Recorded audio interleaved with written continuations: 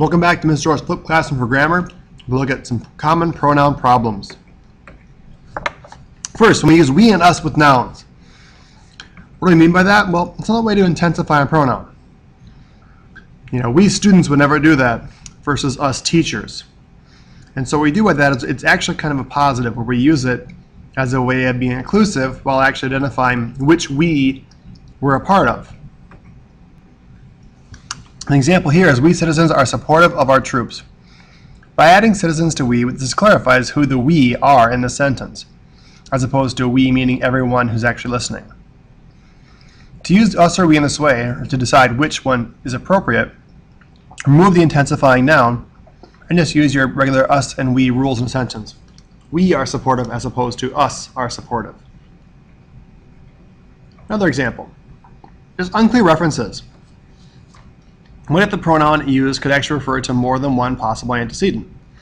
Chris and Mike played in the game. He was fantastic. Well, who? Mike or Chris? You make a case for either one. Even if you follow the rules explicitly, which says, well, it has to be whichever was closest to that pronoun, in this case Mike, it's reasonable that your audience might be confused. Well, that's your job to make it less confusing by clarifying, and by saying, Chris and Mike played in the game. Mike was fantastic. For the last 3 weeks, we or us students have done our homework. Oh, what's being repeated here? We what? We students. Okay. That's the intensifying noun students. Take out students and when you say we have done our homework or us have done our homework. Exactly. Not so complicated once you know what word to take out. The Vikings and Packers play again in 2 weeks. They, the two teams, or the Vikings? Which one did you put there? They are going to have a great game. Does they mean both teams? Does it mean just one of the two teams? Does it mean just they in general? It's hard to know.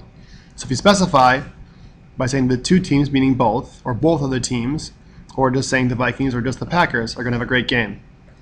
Hard to say, and given any year, how both teams can do in terms of their performance. So you might be better off specifying which team we're talking about. All right. When you go to the practice, again, the we and us, go ahead and take out that extra word to tell which one you need. And as far as the other ones go that are confusing, make sure you specify. Even if it's obvious to you, you can't always fall back on, well, you know what I meant, as your best strategy to improve your writing. Good hunting.